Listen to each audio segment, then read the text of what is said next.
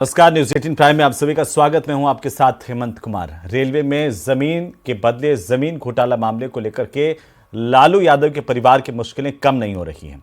ED इस मामले को लेकर लगातार पूछताछ कर रही है और ईडी ने आज आरजेडी के नेता और पूर्व डिप्टी सीएम तेजस्वी यादव से पटना स्थित ऑफिस में करीब 8.5 घंटे तक पूछताछ की है।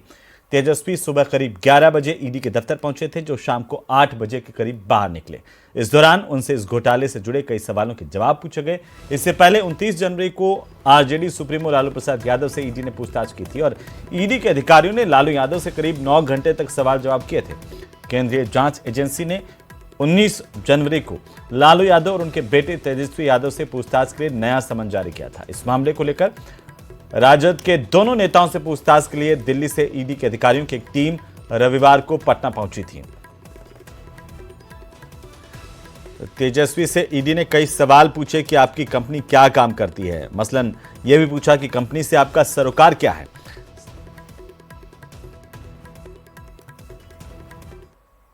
तो वहीं लगभग 32 घंटे के बाद रांची में मुख्यमंत्री हेमंत सोरेन दिखाई दिए हैं। रांची आते ही सबसे पहले उन्होंने सीएम आवास पर गठबंधन के विधायकों के साथ आज एक बैठक की।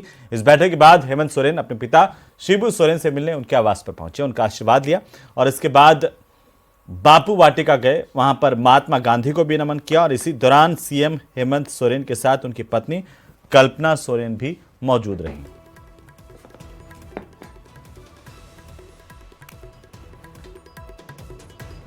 करीब 32 घंटे बाद मुख्यमंत्री हेमंत सोरेन आज दिखाई दिए।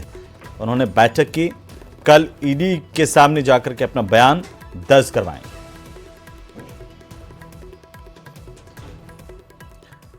तो वहीं छत्तीसगढ़ के सुकमा और बीजापुर जिलों के सरहदी इलाके टेकलगुड़े में नक्सलियों ने मंगलवार को एक बड़ी वारदात को अंजाम दिया है। सीआरपीएफ, कोबरा और डीआरजी की संयुक्त जवानों की टीम पर नक्सलियों की ओर से फायरिंग करने से 3 जवान शहीद हो गए हैं, जबकि 14 जवानों के घायल होने की खबर है। इस दौरान एक जवान की हालत काफी नाजुक बताई जा रही है। तो टेकलगुड़ा के इलाके में यह मुठभेड़ हुई है। पुलिस और नक्सलियों के बीच बड़ी मुठभेड़ हुई है। सुकमा की तस्वीरें सामने आई है और मुठभेड़ में 3 जवानों के शहीद होने की दुखद जानकारी भी सामने आ रही है। हालांकि 6 अन्य जवान घायल हुए हैं, जिन्हें जगदलपुर लाया गया और घायल जवानों को एयरलिफ्ट किया गया है। उनका इलाज शुरू किया गया है।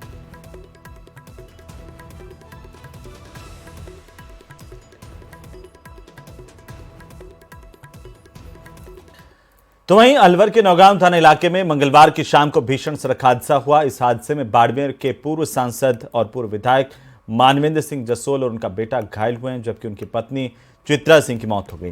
पुलिस ने बताया कि दिल्ली से जयपुर आ रहे मानवेंद्र सिंह की कार नौगांव के पास में एक पुल की दीवार से टकराई और इससे उसमें सवार सभी लोग घायल हुए हैं। घायलों को अलवर के निजी अस्पताल ले जाया गया, जहां पर चिकित्सक विक्रांत सोलंकी ने मानवेंद्र सिंह की पत्नी चित्रा सिंह को मृत घोषित कर दिया।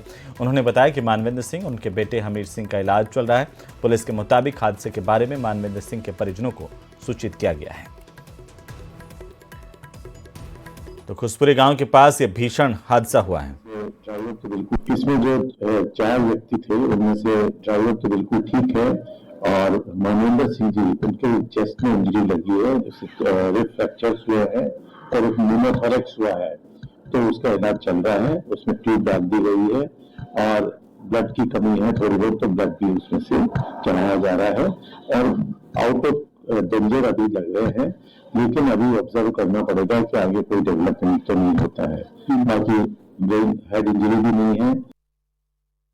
बाड़मेर के शिव से पूर्व सांसद और मंत्री रहे जसवंत सिंह के बेटे मानवेंद्र सिंह की गाड़ी आज अलवर जिले के नौगामा थाना इलाके के वहां पर एक्सीडेंट हो गई। दिल्ली मुंबई एक्सप्रेसवे पर उनकी गाड़ी एक्सीडेंट होने के बाद मानवेंद्र सिंह की पत्नी चित्रा सिंह की डेथ हो गई है और खुद मानवेंद्र सिंह घायल हुए हैं। उनका बेटा हमीर सिंह और ड्राइवर गंभीर रूप से घायल हो गया, जिन्हें अस्पताल में भर्ती कराया गया है। फिलहाल अलवर के निजी अस्पताल सोलंकी अस्पताल में उनका इलाज चल रहा है। डॉक्टरों का कहना है कि मानवेंद्र सिंह के चेस्ट में चोट आई है, उसके अलावा कई फ्रैक्चर हैं और फिलहाल उनका जो अस्पताल में है वो इलाज चल रहा है। हमारे साथ यहाँ मौजूद हैं एडिशनल एसपी तेजपाल सिंह जी। तेजपाल जी, किस तरीके से यह हादसा हुआ और कौन कौन लोग घायल हैं? इसमें 3 घायल हैं जो अभी यहाँ पर इलाज चल रहा है और हादसा 82.8 पॉइंट है वहाँ पर हुआ हाईवे पर। और ऐसे जो चश्मदीद बता रहे हैं कि गाड़ी जो दोनों रोड के बीच में डिवाइडर होता है और खाली जगह होती है, उसमें मूवमेंट हुआ है गाड़ी का, और उसके बाद में आगे जो पुलिया है उससे टकराई है गाड़ी जी। तो इसमें गाड़ी कौन चला रहे थे और जो उनकी पत्नी की रहती वो अभी वेरीफाई कर रहे हैं ड्राइवर कौन था, गाड़ी कौन ड्राइव कर रहा था, वो वेरीफाई कर रहे हैं। और कैसी स्थिति डॉक्टरों से बात हुई हो तो तीनों की? तीनों में से अभी आउट ऑफ डेंजर बताए और स्टेबल बताए हैं। जी।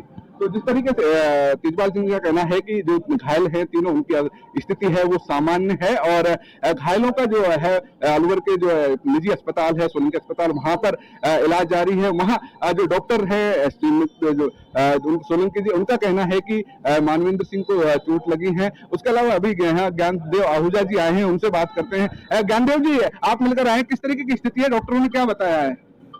ऐसा डॉक्टर ने जो बताया कि क्लोरोबिल है, श्रीमान मानवेंद्र सिंह जी उनका लड़का, और उनकी पत्नी का तो आपको जानकारी हो ही गई, और डॉक्टर होपफुल है कि वो कंप्लीटली ठीक हो जाएंगे। डॉक्टर से बात हुई, डॉक्टर कहना है कि मानवेंद्र सिंह के चेस्ट में और दूसरी जगह कई जगह फ्रैक्चर्स हैं, छोटे छोटे हैं, लेकिन वो काफी बचाव हो गया और छोटे मिनी ऑपरेशन होकर के ठीक हो जाएंगे। जी। मानवेंद्र सिंह के जो छाती में है वहां पर चोट आई है, जिनको डॉक्टरों का कहना है कि उनका पसलियों में है, वहां पर कुछ फ्रैक्चर्स हैं, वो शायद उस तरीके की स्थिति है। तो अभी अगर परिजन कहेंगे तो उन्हें हायर सेंटर पर रेफर किया जाएगा, और जरूरत पड़ती है उनके परिजन से बात की जाएगी, उसके बाद आगे की स्थिति तय होगी। फिलहाल ये देख सकते हैं कि अस्पताल में यहाँ पर पुलिस और प्रशासन के जो अधिकारी के अलावा राजनीति से जुड़े हुए लोग हैं, वो जिसे घटना के बारे में जानकारी मिली खुद पहुंचे हैं, और फिलहाल अस्पताल की जो है यहाँ पर कलेक्टर और एसपी खुद मौके पर मौजूद, चिकित्सा विभाग के अधिकारी भी मौजूद हैं, और राजनीति से जुड़े हुए लोग जो घटना के बारे में सुने हैं वो यहाँ पर पहुंचे हैं। राजेंद्र शर्मा, अलवर। और इसी बीच कोटपुतली से बड़ी खबर मिल रही है, जहां पर ट्रैक्टर और ट्रॉली में जोरदार टक्कर हुई है। ट्रैक्टर के साथ ट्रैक्टर ट्रॉली की टक्कर हुई है। भीषण सड़क हादसे में एक की मौत होने की दुखद खबर मिल रही है। इस हादसे में बच्चों समेत 15 लोगों के घायल होने की जानकारी भी सामने आ रही है। कोटपुतली से इस वक्त की सबसे बड़ी खबर, सबसे पहले सबसे तेज न्यूज 18 राजस्थान पर आपको बता दें, और सबसे पहली तस्वीरें इस हादसे के बाद तमाम घायलों को अस्पताल लाया गया, उनका इलाज शुरू किया गया है। ईंट भट्टे पर मजदूरी करते थे तमाम घायल। जानकारी के मुताबिक डाबला रोड पर स्थित सीएसडी कैंटीन के सामने यह हादसा हुआ है। बड़ा सड़क हादसा, बड़ी खबर कोटपुतली से इस वक्त की। ट्रेलर और ट्रैक्टर ट्रॉली में जोरदार टक्कर हुई है। भीषण सड़क हादसे में एक की मौत होने की जानकारी सामने आ रही है।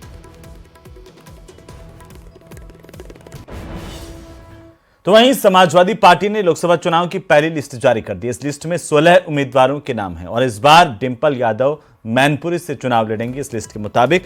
तो वहीं फिरोजाबाद से अक्षय यादव को टिकट दिया गया है पार्टी की तरफ से। इसके अलावा बदायूं से धर्मेंद्र यादव सपा के टिकट पर मैदान में होंगे। 16 प्रत्याशियों का ऐलान कुल मिलाकर के किया गया है, जिसमें डिंपल यादव का नाम भी शामिल है। संभल से सफीकुर रहमान बर्ग चुनाव लड़ेंगे, फिरोजाबाद से अक्षय यादव, और इसी तरह से मैनपुरी से डिंपल यादव को प्रत्याशी समाजवादी पार्टी ने लोकसभा चुनाव के लिए बनाया है।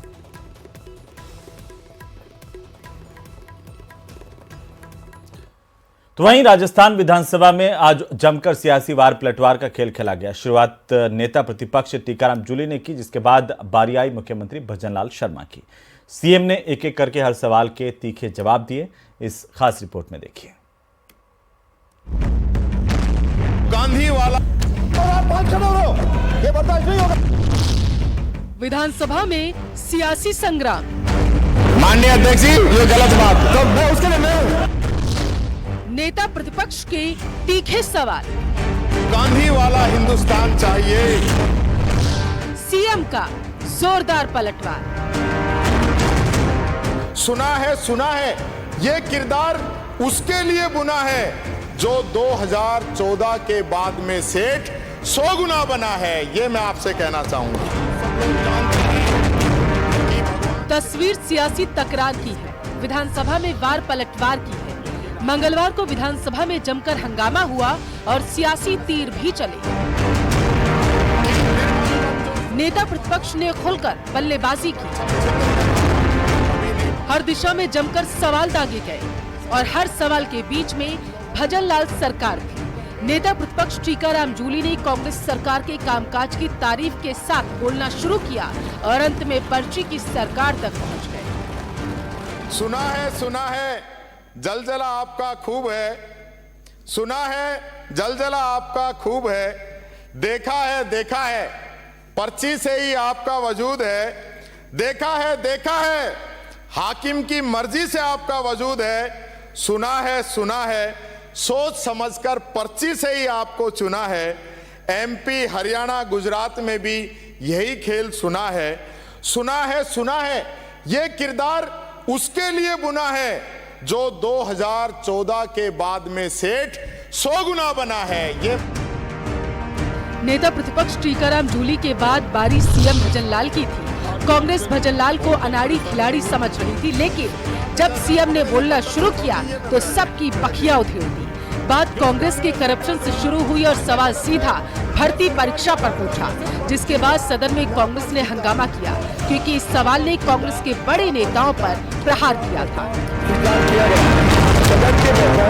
सवाल एक परिवार के लोगों का RAS में चयन होने पर था। चक्की का आटा खाते थे, अरे कौन सा पानी पीते थे? हम भी डॉक्टर साहब से कह देते वो पानी लाकर किसी को पिला देते तो किसी का भला हो जाता। एक RAS में 3-3, 4-4 एक ही परिवार के सदस्य आ रहे हैं, नंबर भी एक ही आ रहे हैं।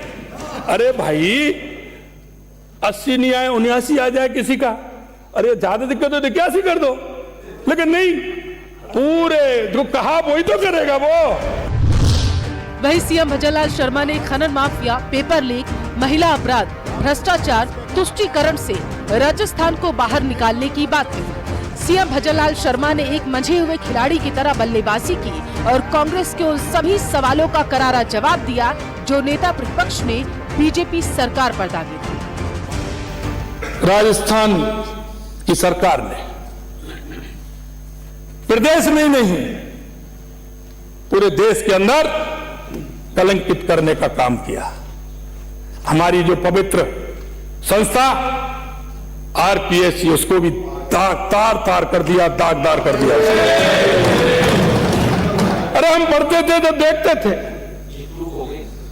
हमने भी एग्जाम दिए हैं, लेकिन जब हम देखते थे राजस्थान की RPSC की साख पूरे देश भर में पहले नंबर थी, क्या हो गया? हालांकि कांग्रेस और बीजेपी कई मुद्दों को लेकर आमने सामने सिर्फ सदन में ही नहीं सदन के बाहर भी रही हैं, लेकिन नई सरकार और विपक्ष का सदन में सियासी संग्राम पहली बार हुआ,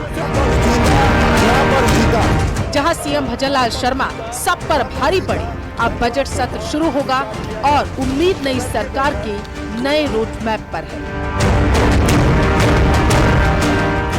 bureau report, news 18, Rajasthan.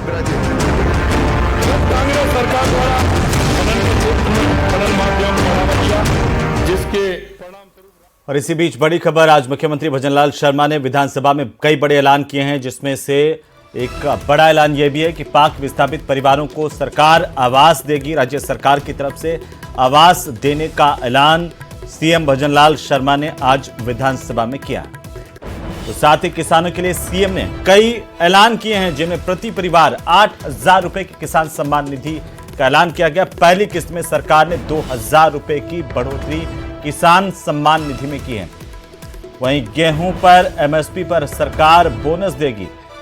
250 crore रुपए का भार इसे लेकर के सरकार पर आएगा। मासिक सुरक्षा पेंशन में भी बढ़ोतरी का ऐलान मुख्यमंत्री भजनलाल शर्मा ने आज राज्यपाल के अभिभाषण के रिप्लाई के दौरान किया और बताया कि मासिक सुरक्षा पेंशन में अप्रैल से 1,150 रुपए यानी कि 1,150 रुपए मिलेंगे। सरकार पर इसे लेकर 1,800 करोड़ का आर्थिक भार आएगा। बता दी किसान भाइयों को, क्योंकि वो धोखे से पीड़ित रहते हैं। पिछली बार धोखे से पीड़ित थे माननीय अध्यक्ष जी। संबल देने की दृष्टि से हमने अपने संकल्प पत्र में PM किसान सम्मान निधि योजना को बढ़ाने का वायदा किया था।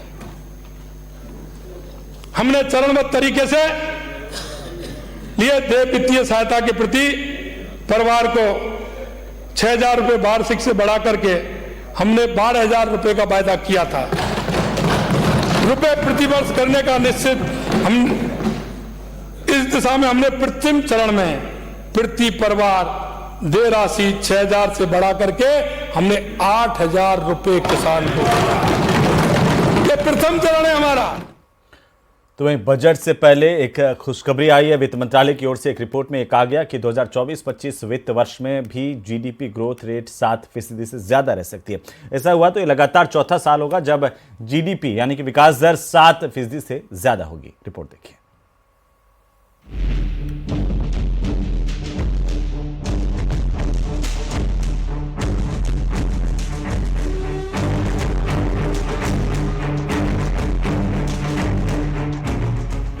बजट से ठीक पहले देश के लिए अच्छी खबर आई है। वित्त मंत्रालय की तरफ से एक रिपोर्ट जारी की गई है। इस रिपोर्ट में वित्त वर्ष 2025 में भारतीय अर्थव्यवस्था कैसी रहेगी इसका अनुमान लगाया गया है और इस रिपोर्ट में जो बातें सामने आई हैं, वो अर्थव्यवस्था के लिहाज से अच्छी मानी जा रही है। समीक्षा रिपोर्ट के मुताबिक वित्त वर्ष 2025 में 7% की रफ्तार से अर्थव्यवस्था बढ़ेगी। 3 साल में ही देश की अर्थव्यवस्था $5 ट्रिलियन की होगी। भारत दुनिया में तीसरी सबसे बड़ी इकोनॉमी बन जाएगा। 2030 तक $60 ट्रिलियन की अर्थव्यवस्था होगी।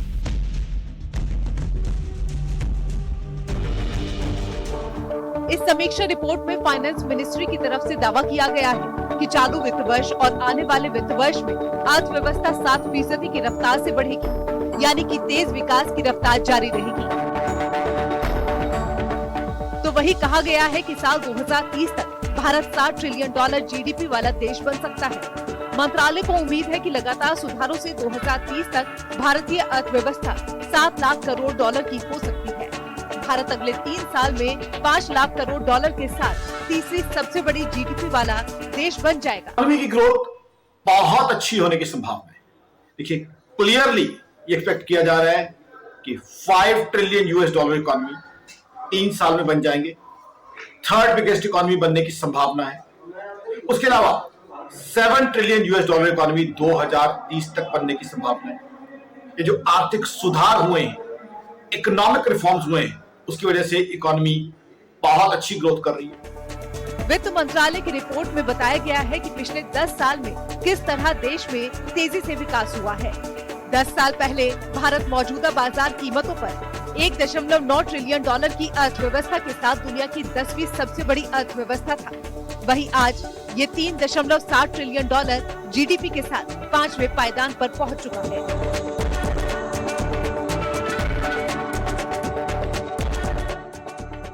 केंद्र की नरेंद्र मोदी सरकार ने 2047 तक भारत को एक विकसित देश बनाने का लक्ष्य निर्धारित किया है।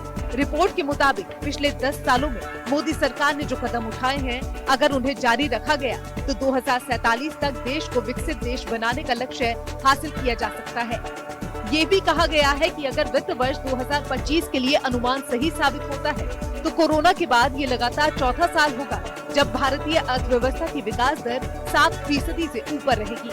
इसका मतलब हम चीन की अर्थव्यवस्था के और नजदीक पहुंच जाएंगे। बहुत अच्छी खबर है और मुझे लगता है कि जो रिफॉर्म्स पिछले 10 सालों में किए गए हैं, जो कदम भारत सरकार ने उठाए हैं, जो आर्थिक नीतियां अपनाई गई हैं, उन सब का नतीजा हमको आज देखने को मिल रहा है। इस बीच अर्थशास्त्रियों का कहना है कि सरकार आम चुनाव से पहले बजट में नए कल्याणकारी कार्यक्रमों पर बड़े खर्च के बजाय अर्थव्यवस्था को तेज बनाए रखने के लिए बुनियादी ढांचे पर जोर दे सकती है, ताकि समावेशी विकास को बढ़ावा दिया जा सके।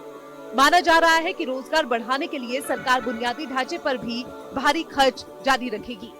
ऐसे में अब सबकी नजरें टिक गई हैं आने वाले बजट पर, और बजट से पहले वित्त मंत्रालय की रिपोर्ट ने मजबूत अर्थव्यवस्था का संकेत दे दिया है। Bureau report, news 18।